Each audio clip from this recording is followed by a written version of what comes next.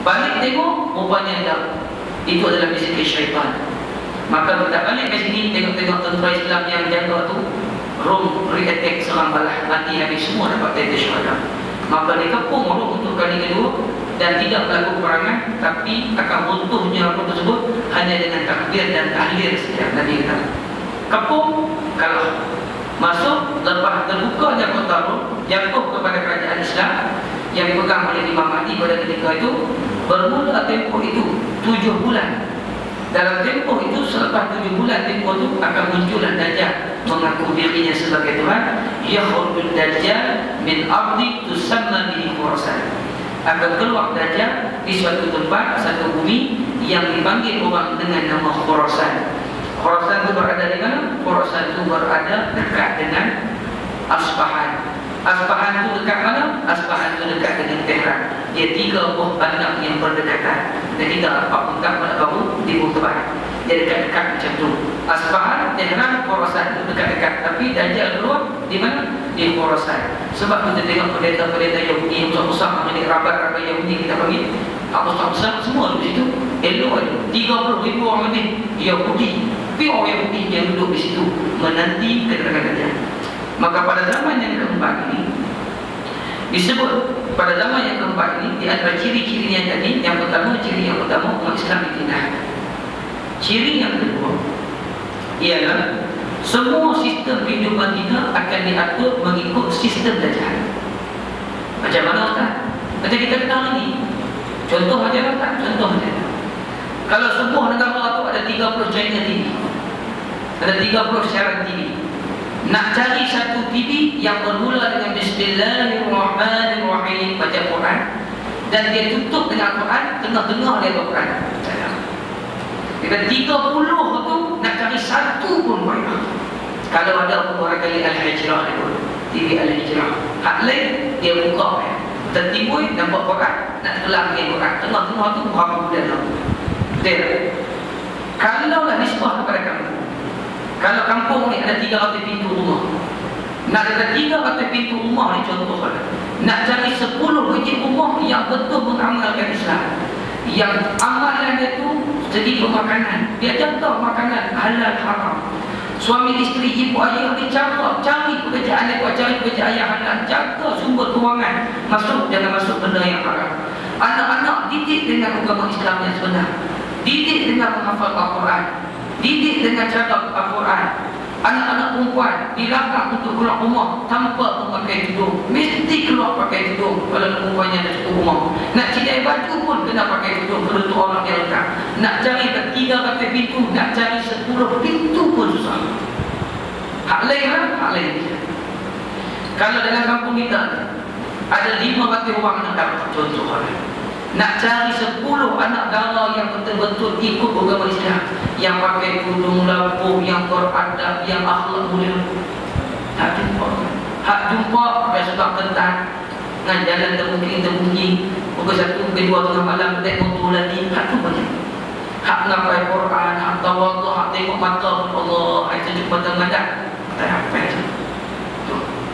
Tengok pada sistem itu, kita tengok dalam kampung. Besar sikit, tengok pada negara, tengok pada China TV, tengok pada sistem politik, tengok pada sistem ekonomi. Kalau daripada banyak-banyak bank, berpuluh-puluh bank yang ada dalam sebuah negara, bank luar dan bank dalam, nak cari sebuah bank yang berlandaskan Islam 100%, tak ada langsung mengamalkan sistem riba. Banyak-banyak bank, kalau 10 bank, 20 bank, satu bank yang tak riba, tu pun nyawa-nyawa ikan. Macam-macam tekanan tak ada. Betul ya kan? Berlaku tak pada hari? Inilah yang dipanggil masyarakat yang mengusung kedatangan Dajjal. Ciri-ciri masyarakat yang mengusung kedatangan Dajjal. Disambut kedatangan Dajjal itu dengan bentuk apa dia? Dengan bentuk semua cara hidup kita dijuruskan ke arah, menyebabkan apabila ciri kedua ini berlaku pada kita, berlaku pada fasa yang keempat, yang kita tak tahu berapa lama tempoh dia. Kalau fasa yang pertama kita tahu 23 tahun, fasa yang kedua 30 tahun, fasa yang ketiga 13 abad, 1, 3, 2, 3. Ni fasa yang kita fasa yang keempat kita tak tahu lama mana. Kita pun tak tahu. Yang pastinya ulama kata, bila jatuh kerajaan Osmania Turki pada tahun 1924, maka bermulalah detik berpindahnya zaman fasa yang keempat. Dan fasa yang keempat tu kalau disebutkan hari 2014 dah 90 tahun. Siapa yang umurnya kurang dari 90 tahun, maka ia lahir dalam fasa yang keempat. Fasa yang penuh dengan pancaroba, fasa yang penuh dengan fitnah. Dalam fasa ini tuan-tuan, fasa yang paling lidah syaitan menyesatkan manusia seligat-ligatnya. Fasa yang paling keras, fasa yang paling gigih, syaitan berusaha untuk menyesatkan manusia daripada agama. Macam mana Ustaz? Contoh macam kalau kita disebut pada dulu, kita tak pernah dengar bunuh diri, melainkan kalau kita dengar pada masyarakat yang bukan Islam. Tapi pada hari ini realitinya, kalau ada umat Islam dulu pun yang bunuh diri ini umat Islam, orang kata daripada orang yang gila isim, yang tak apa cukup mental, hak tu yang tak apa cerdik, yang ada itu hak tu. Tapi hari ini dah tak macam tu lah. Bila pada masuk fasa yang keempat, bunuh diri tidak lagi pada orang Islam yang tak cukup mental masalah tak ada. Dia terus main kepada umat Islam yang waras kerana desakan, kerana kesempitan hidup, kerana putus cinta, kerana marah dekat suami, kerana marah dekat isteri, kerana belajar ilmu susah. Seorang anak rela gerak kepala pak dia, bawa sampai berpuluh-puluh kilometer pergi coba. Anak gerak kepala pak sendiri. Itu tak kira lagi. Mak bunuh anak, jawab tengok anak bagi mati hanya kerana syak suami minta yang gila. Yang pak bancuh susu buah racun bagi anak makan, bergelempang mati. Kerana apa? Syak radang kat bini, lari daripada rumah. Berlaku tak pada hari ini? Budak-budak kecil ni, budak-budak sekolah menengah yang baru nak besar, putus cinta, pergi gantung dalam jamban. Berkayu ke jamban, ambil kain gantung, jorok tengkok mati. Dulu kita tak pernah. Dulu kalau nisbah kepada budak-budak ni, di rumahlah tempat paling selamat bagi mereka. Nisbah kepada orang tua, di rumah sendirilah yang paling selamat apabila dia dikuasai oleh anak-anak. Tapi hari ini dunia tidak lagi macam itu. Anak tidak lagi selamat duduk dengan mak, ayah tidak lagi selamat duduk dengan anak. Zaman bila tuan-tuan? Pada zaman ini tuan-tuan, kekayaan, harta benda, kemewahan tidak mampu untuk menjaga anak kita. Tak. Pada zaman ini, yang boleh mampu jaga anak kita hanyalah kita kena tiru macam mana Nabi buat. Iaitu Nabi buat 13 tahun pertama yang berlaku di kota Mekah. Apa yang Nabi buat kepada sahabat? Walaupun disiksa, dihina, dipulau, diletak batu atas dada, macam-macam, apa yang tak kena, semua dikena. Apa yang Nabi buat? Nabi tanam akidah. Hanya dengan akidah sahaja boleh menyelamatkan manusia, boleh menyelamatkan dia daripada api neraka Allah. Dan begitulah juga bila kita masuk pada yang tak ada. Jangan kita kata tak apa, aku mati, aku kaya, aku duit banyak, tak apa, aku boleh upah orang jaga anak aku. Sorry to say, orang bukan malaikat. Malaikat tak apa, tak tinggal. Kiri kanan kita tak tinggal. Malaikat kalau manusia dia tinggal. Kita kata apa mana? Bila kita jaga anak kita, dan kata kita boleh tak tengok. Tengah malam kita tidur, dia start potong keluar piris. Baru ni kan? Pukul 1.12.50 tengah malam, menolak saya baru nak tidur. Jangan sebab pergi sana. Anak mengancam. Dia kata, apa yang kacau aku? Pukul 4 besok aku nak masuk syurga. Pukul 4 besok aku keluar, aku masuk syurga. Lalu dia nak kacau aku. Tak apa, dah berani. Tanya-tanya, rupanya Pak tidur, 12 tengah malam keluar pergi mati. Pak tidur, 12 tengah malam keluar pergi mati. Mati tahu tak? Berhenti dekat tu, highway pada Babu, melawan arus daripada tol pada Babu, tahu ke tol Jawi, lawan arus arah kita balik ke sini, lepas berat dan turun. Kenal macam tu siapa susah? Mak pak juga susah. Kali-kali kita pun susah. Nak kena tengok orang-orang yang harus bagi dia. Cuba tengok. Benda ni berlaku lah, benda ni berlaku. Kalau kita kata kita menjaga dengan harta tak boleh jaga anak kita pada pasal yang keempat. Kalau kita kata aku pangkat besar, aku pengarah, aku bisnesmen yang berjaya. Kita ingat, pangkat kedudukan kita tak mampu jaga anak kita. Yang mampu jaga anak kita pada ketika ini tak ada lain, tak ada bukan, hanyalah ilmu agama saja yang mampu jaga anak kita. Kalau tak ada, anak kita akan tak pernah dia. Ini pasalnya. Macam mana Nabi buat dekat sahabat? Sahabat diuji macam mana sekalipun, tetap kerana akidah yang kukuh bersembunyi dalam jiwa mereka, jati diri yang tinggi, buatlah macam mana pun ahad tak keluar dari agama. Pasal ini juga tuan-tuan akan tengok umat Islam akan murtad banyak. Pasal ini juga tuan-tuan akan tengok umat Islam akan dipengaruhi dan dikeluarkan daripada agamanya. Kerana pasal ini iblis bersungguh-sungguh untuk menyesatkan manusia pada pasal ini. Sebab kemunculannya. Bila kita dah sampai situ, bila kemuncaknya kita akan bertemu dengan apabila munculnya Imam Mahdi. Nak muncul Imam Mahdi dia ada tanda-tanda tuan. Munculnya bintang berekor, ditenggelamnya tentera, ditelan bumi, akan berlaku haji yang berdarah, haji yang terakhir, haji yang berdarah di kota Mekah. Itu di antara ciri-ciri kemunculan Imam Mahdi. Tapi sebelum kemunculan Imam Mahdi, dia ada lagi tanda-tanda kecilnya. Tetap berbesar. Tanda-tanda kecilnya, bumi Palestin akan bebas. Bebas di bumi Palestin, kerana bumi Palestin akan menjadi markah tentera bagi Imam Mahdi. Markah tentera Imam Mahdi berada di bumi Palestin, markasnya. Dan bumi Palestin mesti dibebaskan dari cengkraman Israel dan musuh-musuh Allah. Nak bebas bumi Palestin macam mana? Dia kena laluannya. Sejarah membuktikan kepada kita, pada zaman Sayyidina Umar Al-Khattab radhiyallahu anhu, untuk buka bumi Palestin, untuk ambil bumi Palestin, apa Sayyidina Umar buat? Sayyidina Umar buka dulu Syam, kemudian Sayyidina Umar buka dulu Mesir. Dia hantar Amr bin As untuk mengislamkan orang Mesir, dan bersama anaknya Abdullah bin Amr bin As.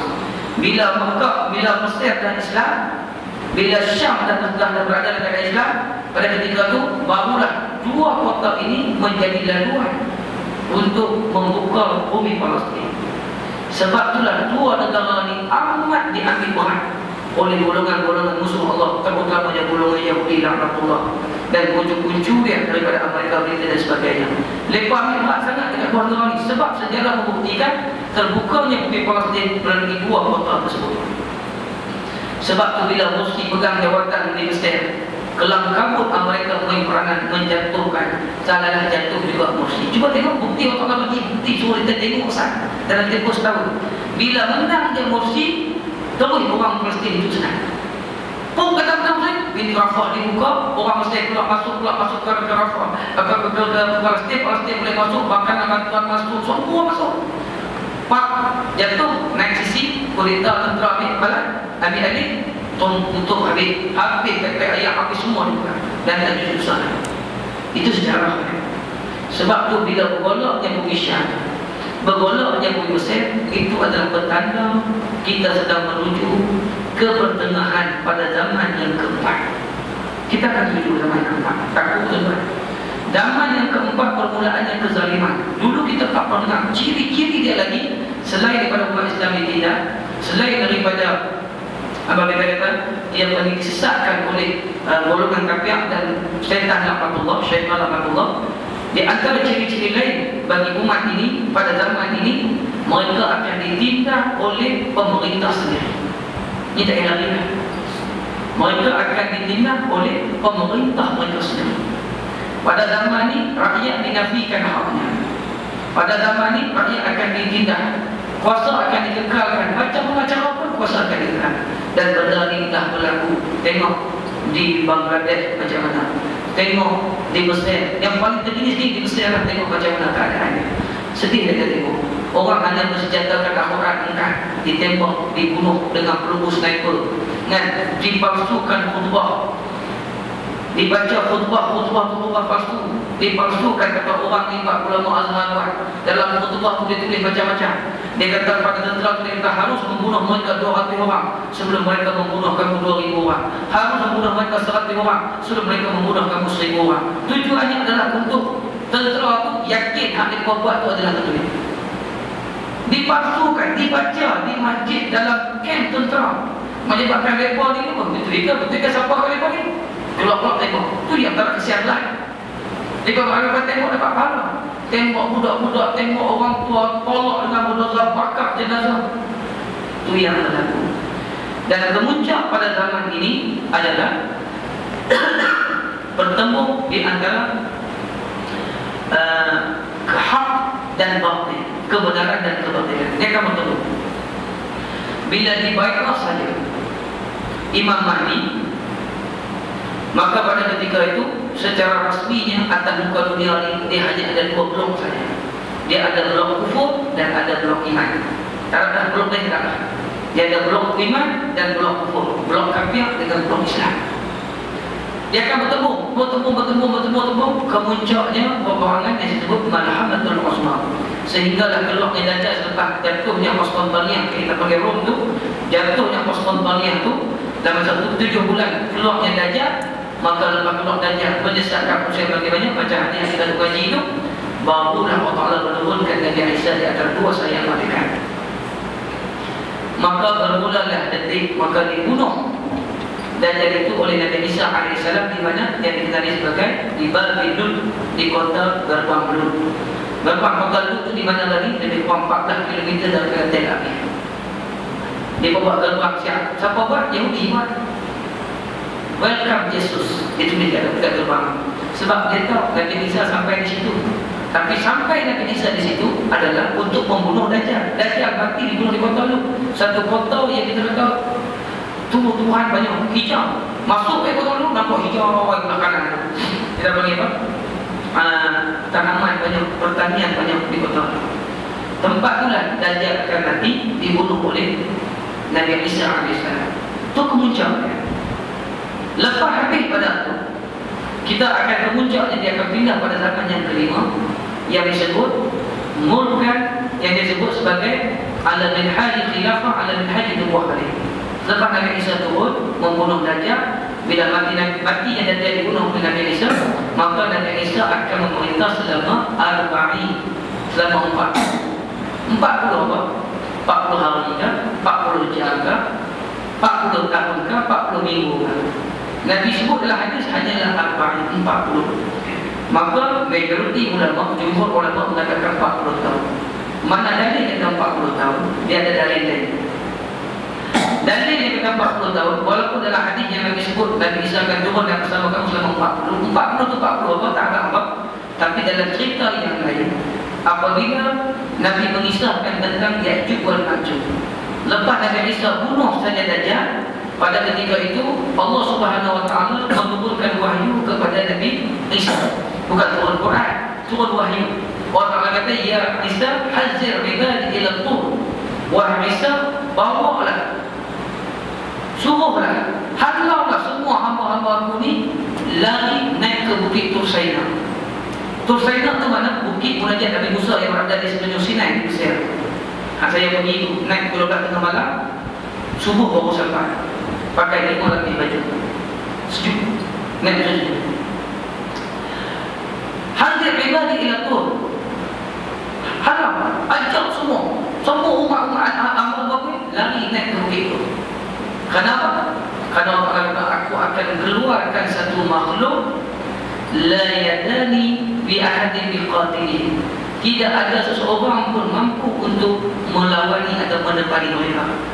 Tak siapa mampu untuk lawan mereka. Siapa dia? Ya'juj wal Ma'juj. Ya'juj wal Ma'juj ni tak boleh lawan. Allah Ta'ala kata Nabi Isa hadir ibadi ila tur. Kenapa? La yadani ahadin biqatilihi. Tak siapa pun boleh lawan, boleh bunuh mereka. Tak terlawan apa. Lari. Nabi Isa bawa naik nyuruk di belakang bukit Jabal Tursaina. Bukit Jabal Tursaina tu, bukit Masjid Nabi Musa tu duduk di situ. Sehingga kan Nabi kata, seekor kepala, satu kepala lembu yang tak ada daging, tak ada isi, lebih bernilai daripada 500 dirham.